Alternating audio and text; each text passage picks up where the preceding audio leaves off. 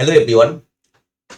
RRB group D 2026 আগস্টের 3 তারিখ থেকে যেসব পরীক্ষার্থীরা বসতে চলেছ তাদের মনে একটা বড় কোশ্চেন রয়েছে, সায়েন্সের পোর্শনটা আমাদের এখনো সিলেবাস কমপ্লিট হয়নি, তাহলে আমাদের কোন কোন বিষয়টা গুরুত্ব দিতে হবে, কোন কোন চ্যাপ্টারগুলোকে আমরা পড়বো, এবং নিউমেরিক্যাল প্রবলেম এখানে একটা বড় একটা মনে ডাউট থেকে যাচ্ছে, নিউমেরিক্যাল প্রবলেম কোন কোন চ্যাপ্টার থেকে বেশি আসছে এবং আমাদের টার্গেট মার্কস কত থাকবে, আমরা কত মার্কস আমরা টার্গেট নিয়ে আমরা পরীক্ষা দিতে যাব। এই সমস্ত কোশ্চেন তোমরা আলোচনা করবো এবং কোন কোন চ্যাপ্টার তোমরা আগে পড়বে। মানে এই প্রথমেই বলে রাখি, এগুলো একটা কোথা থেকে বলতে পারছি আমি কি কোশ্চেন সেট করবো না, এইগুলো তখনই থেকে বুঝতে পেরেছি তখন প্রিভিয়াস ইয়ার আমরা যখন দেখিয়েছি, সেখানে দেখিয়েছি আমরা কোন কোন কোশ্চেনগুলো বারবার রিপিটেশনে এসেছে, কোন কোন চ্যাপ্টার থেকে বেশি বেশি কোশ্চেন পড়েছে, সেই সব ভিত্তিতে একটা ডেটা অ্যানালাইজ করে তোমাদেরকে বলে দিচ্ছে। এবং আশা করছি তোমরা এই অ্যানালাইজ থেকে ঠকবে না। কথা চেঞ্জ হতে পারে, আমি এখনো বলছি, কিন্তু আমি কোথায় বলছি প্রিভিয়াস ফলো করে বলছি, এটা এএলপি হোক বা তোমাদের গ্রুপ ডি হোক, সেখান থেকে বলছি। সব থেকে মনে রাখবে যে গ্রুপ ডি এর কিন্তু সায়েন্সের লেভেল কিন্তু এএলপি বলো বা অন্য কোনো টেকনিশিয়ান গ্রেড বলো, এখান থেকে কিন্তু সায়েন্সের লেভেল কিন্তু ভালো ভালো থাকে। ঠিক আছে, যদিও এটা 10th লেভেল পোস্ট, তাও কিন্তু ভালো থাকে। চলো প্রথমে বলছি কোন বিষয়টাকে গুরুত্ব দেবো। আমাদের কি কি থাকছে, ফিজিক্স থাকছে, কেমিস্ট্রি থাকছে, বায়োলজি থাকছে, আর একটা যেটাকে আমরা অ্যাভয়েড করি সেটা হচ্ছে ইভিএস থাকছে, এনভায়রনমেন্টাল সায়েন্স। দেখো কম বেশি কোশ্চেন কিন্তু সমস্ত সাবজেক্ট থেকে এসে থাকে, কারণ যেহেতু সায়েন্স পোর্শন রয়েছে 25টা কোশ্চেন তোমাকে রয়েছে, তো সমস্ত সাবজেক্ট থেকেই কিন্তু তোমাদের পরীক্ষায় কিন্তু কোশ্চেন আসবে। তো গুরুত্ব কোনটা বেশি দেবো, ফার্স্ট প্রায়োরিটি দেবে ফিজিক্স আর কেমিস্ট্রি, কারণ বায়োলজিতে কম বেশি ছাত্ররা কিন্তু কম বেশি অ্যান্সার কিন্তু পারে। কোন হরমোন কোথা থেকে নিশ্চিত হয়, কোন ভিটামিন পাওয়া যায়, এগুলো আমরা জেনারেল নলেজে অটোমেটিক ভাবে পড়ে আসছি। ফটোসিনথেসিসে কি পাওয়া যায়, কি উদ্ভিদের কোন কোষ জল পরিবহন করে, কোন কোষ খাদ্য পরিবহন করে, রক্ত কোথা থেকে কোথায় প্রবাহিত, এগুলো কিন্তু আমরা প্রত্যেকেই জানি, মোটামুটি একটা জানি যে আমাদের বেসিক নলেজ থাকে, সেখানে কিন্তু আমরা অ্যান্সার করে আসতে পারবো। কিন্তু ফিজিক্স আর কেমিস্ট্রিতে কিছু কিছু চ্যাপ্টার আছে, আমি চ্যাপ্টারগুলো পরে আলোচনা করব, সেখানে কিন্তু আমরা বেসিক নলেজ না থাকলে বা ডিপলি নলেজ না থাকলে কিন্তু আমরা অ্যান্সার করতে পারবো না। প্রথম কথা মনে রাখি।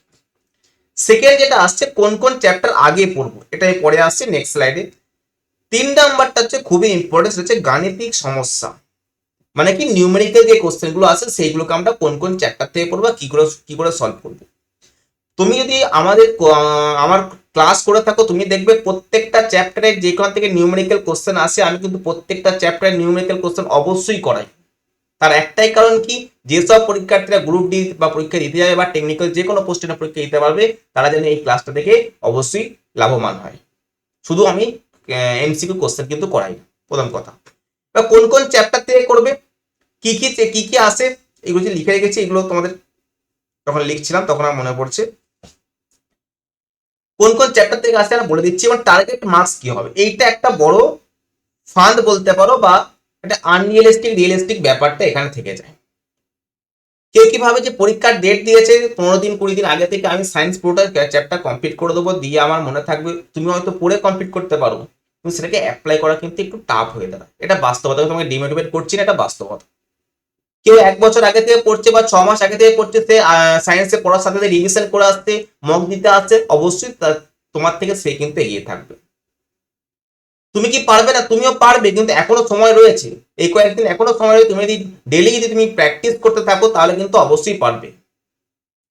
টার্গেট মার্কস কত থাকবে, গুরুত্বপূর্ণ মার্কস হচ্ছে যারা এখন থেকে শুরু করেছো, মানে বিশেষ করে 1 মাস বা 1.5 মাস আগে থেকে শুরু করেছো, 1.5 মাস আগে থেকে শুরু করলো তো অনেক ভালো ব্যাপার। যারা এই পরীক্ষার ডেট অ্যানাউন্স হওয়ার পর তো শুরু করছো, আমি বলবো সবসময় 20+ মার্কস রাখতে, কারণ 20+ মার্কসটা কিন্তু সায়েন্স দিক দিয়ে খুবই লোয়েস্ট স্কোর আমি বলতে পারি। মিড স্কোর বলছি না, লোয়েস্ট স্কোর বলতে পারি। এবং তোমাকে কিন্তু মাঠে গেলে হবে না, তোমাকে ফাইনাল লিস্টের নামটা আনতে হবে, এটা তোমার টার্গেট। আর অবশ্যই যারা রিভিশন করেছো, তারা যারা যদি একটা কোশ্চেন ভুল হয়, তোমাদের কিন্তু ক্ষমা নেই। অবশ্যই কিন্তু 24 থেকে 25 সায়েন্সে একটা স্কোর আনতেই হবে। এবার কিছু কিছু কোশ্চেন এমন হতে পারে, অজানা হতে পারে, তো সেটা কিন্তু ধরলে হবে না। সেটা তোমার 23 এলো বা 24 এলো, অবশ্যই আসতেই পারে। এটা পরীক্ষা, তুমি যা ভেবে যাবে তাই পাবে, এরকম কোনো গ্যারান্টি নেই। অনেকে রিজনিং এর স্কোর, রিজনিং অনেকে 30-30 পায়, আবার অনেকে 30-27-28 পেয়ে আসে।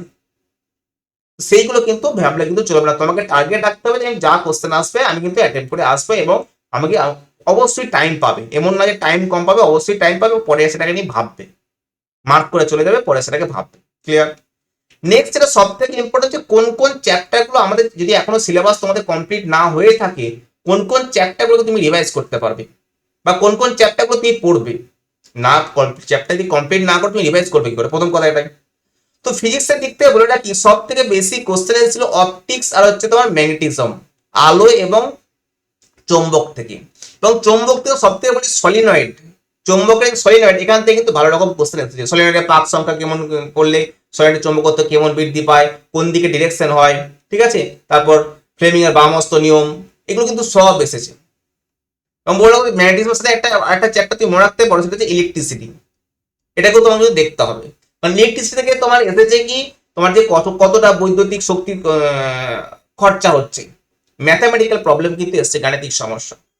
অপটিক্স থেকে কোশ্চেন এসেছে সব থেকে বেশি কি যে কোথায় কোন প্রতিবিম্ব তৈরি হয়, কোন দর্পণে কি রকম প্রতিবিম্ব তৈরি হয়, কোন দর্পণে বস্তু রাখলে কোথায় প্রতিবিম্ব তৈরি হচ্ছে বা লাইট কোন দিকে পাস হচ্ছে, সেগুলো কোথায়, সেগুলো কিন্তু এই অপটিক্স চ্যাপ্টার থেকে এসেছে।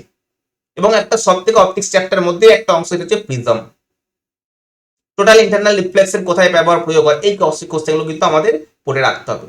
এবার আমি কোনো মন গঠন করে বলছি না, আমরা যারা প্রিভিয়াস ইয়ার ফলো করে যারা ক্লাস করছো প্রিভিয়াস ইয়ারের, তারাও বুঝতে পারছে ওইসব কোশ্চেনে কিন্তু বারবার কিন্তু পরীক্ষায় এসেছে এবং তোমাদের কিন্তু ভবিষ্যতে যারা পরীক্ষা দিতে যাচ্ছ পরীক্ষায় বসলে কিন্তু তোমরা পাবে। নেক্সট হচ্ছে কি ওয়ার্ক এনার্জি, বিশেষ করে ওয়ার্ক ডান, এই যে ওখান থেকে কিন্তু গাণিতিক সমস্যা যেটা বললাম নিউমেরিক্যাল প্রবলেম প্রচুর এসেছে, যে প্যারালাল থাকলে কি হবে, লম্ব ভাবে থাকলে কি ওয়ার্ক কেমন হবে, বিপরীত থাকলে ওয়ার্ক কেমন হবে, এগুলো কিন্তু গাণিতিক প্রবলেম কিন্তু এসেছে। এনার্জিটা বললাম ওই ইলেকট্রিক এনার্জি থেকেই ওরকম কোশ্চেন এসেছে।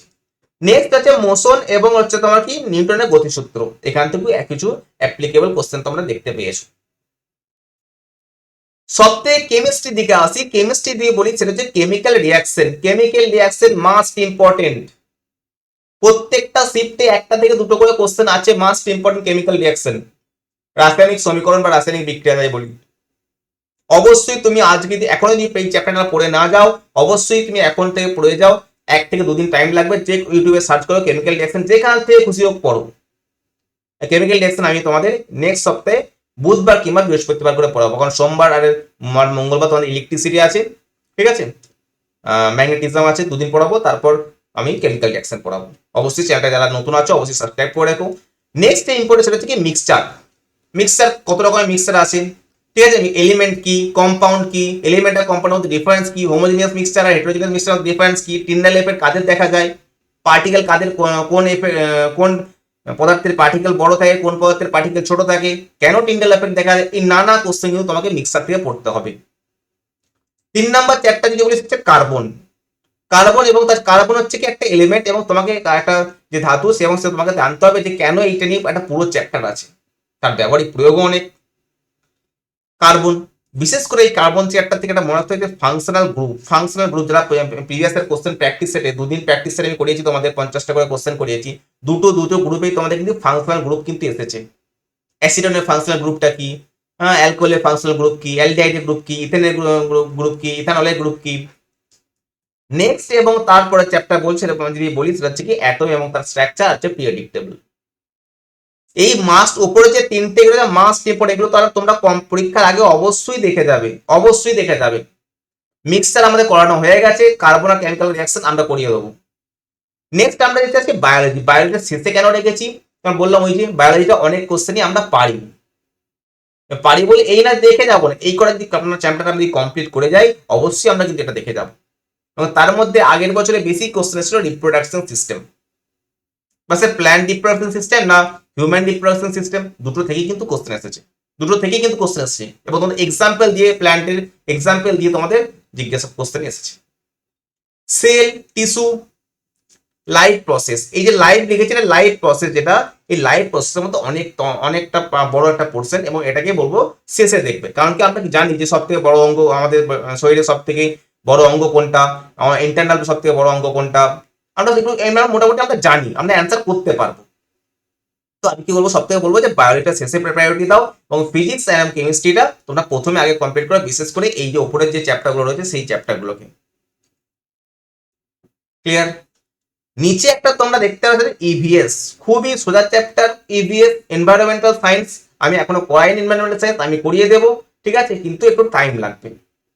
এবং একবার ক্লাস দেখলেই তোমার এখান থেকে কোশ্চেন করে আসতে পারবে। কোশ্চেনের সংখ্যা কম এসেছে, কিন্তু কেন স্টার মার্ক দেখে গেছি, কারণ তোমরা এখানে এই চ্যাপ্টার গুলো পড়লে তোমরা আর ভুলবে না। আগেও পড়েছো সাবান কি দিয়ে তৈরি হয়, ঠিক আছে, সোপ কি দিয়ে তৈরি হয়, কোনটা ক্ষারীয় জল, কোনটা হার্ড ওয়াটার, কোনটা সফট ওয়াটার, কোথায় ফেনা হয় কোথায় হয় না, ঠিক আছে। তারপর পিরামিডের সিস্টেম, 10% শতাংশ সূত্র কি, এইগুলো জাস্ট একবার পড়লেই মনে থাকে যাবে, কোনোদিন তুমি ভুলবে না যতদিন তুমি চাকরি পাচ্ছ। একবার মাঝে তো রিভাইজ অবশ্যই দিতে হবে। খুবই সোজা, ওই জন্য তোমাকে ইম্পর্টেন্ট দিয়েছি। এখানে তুমি যদি একবার পড়ো, খুব ছোট চ্যাপ্টার এবং 1 থেকে 2 নম্বর কোশ্চেন তুমি এখানে দেখতে পাবে, প্রথম কথা। তো এই হচ্ছে টোটাল তোমাদের পড়াশোনার ধাঁচ। এবং যদি বলতে চাও যে অবশ্যই নিজেকে পড়তে হবে, নিজেকে খাটনি দিতে হবে, বিশেষ করে যারা এই এক্সাম ডেটের পর থেকে একটু মাথা নাড়া দিয়ে বসেছো, তাদের কিন্তু বেশি পরিশ্রম করতে হবে। তো এটাই তোমাদেরকে বলা। আর ক্লাস তোমাদের হচ্ছে, এবং কারেন্ট পেপারসের সামনে রবিবার তোমাদের কারেন্ট পেপারসের ক্লাস আছে, যেটা তোমাদের 700টা তোমাদের এমসিকিউ দেবো, তার পিডিএফ তোমরা টেলিগ্রাম গ্রুপে পেয়ে যাবে। আর দেখা হচ্ছে ঠিক তাহলে ক্লাসে। পড়তে থাকো, সুস্থ থেকো, ভালো থেকো। Thank you everyone. আবার দেখা হচ্ছে ঠিক নেক্সট ক্লাসে।